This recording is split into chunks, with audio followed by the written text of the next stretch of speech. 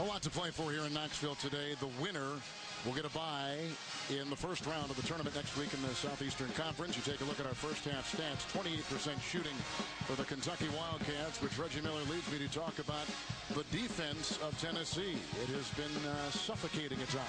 Well, I love the pressure by Bruce Pearl and the Tennessee Vols, but really we talked about the trio of freshmen for the Kentucky Wildcats. 3 of 18, a lot of pressure. If I'm Coach Calipari, I'm happy and fortunate that we're only down 7 with those guys struggling from the field like they are. You see the scores there. These are the top scores for this Kentucky team and their totals today. On the other side, we got a pretty good player in Scotty Hopson of Tennessee. He is averaging about 20 points a game in Southeastern Conference play, only 2 this afternoon. In a game which Tennessee led early 7-0. Kentucky never got closer than 2. And so now adjustments we'll see coming out of halftime for both Tennessee and Kentucky. Well, DeAndre Liggins has done an excellent job in guarding Scotty Hopson, really putting pressure on him and taking away his airspace.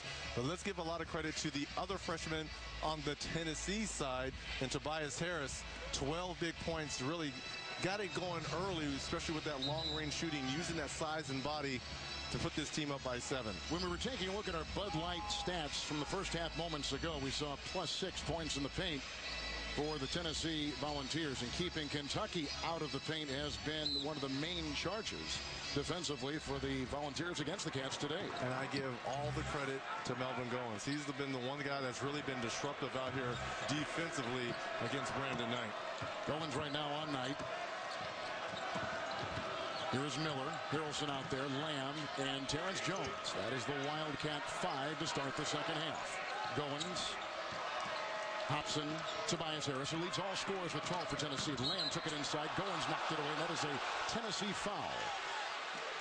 Again, who had his hand in the cookie jar? Melvin Goins again, just being a disruptive force here. Lamb thinks he has a straight line drive. Might have been all ball there by Melvin Goins. And there's not a big drop-off if he is to get in foul trouble when you come in with Josh Bone. Another lockdown defender on the perimeter. Kentucky 1-6 on the road in the Southeastern Conference. Harrelson quiet in the first half. Coming in hard, Terrence Jones. And it was really Josh Harrelson who made that play. A jump hook over his right shoulder, but he's the one that kept the basketball alive right into the hands of Terrence Jones, picking up his second field goal this afternoon. And 7 points in the afternoon. Tatum across the lane. Miller.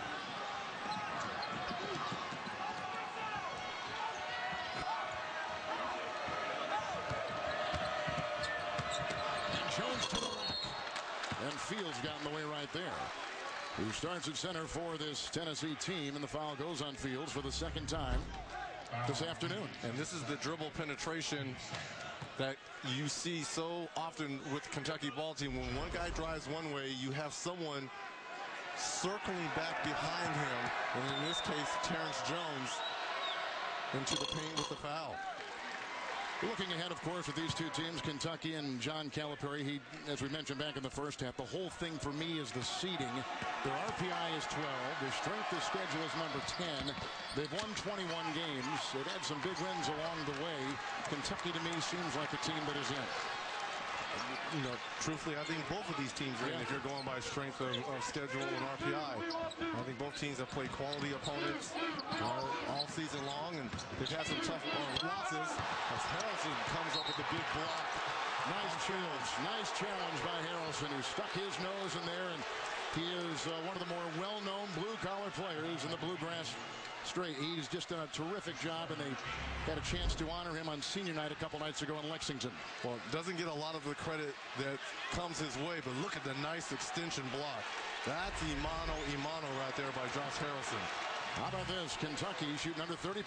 Can tie the game with a 3 right here, and Lamb, loves to head from the perimeter.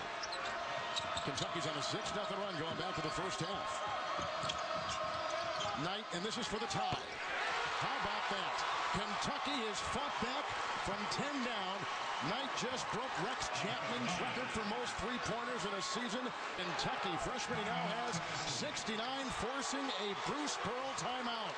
How about that? On Senior Day in Knoxville, we've come to a 29 tie. And a freshman struggling in the first half trains the triple. And the Wildcats have come back in Knoxville today.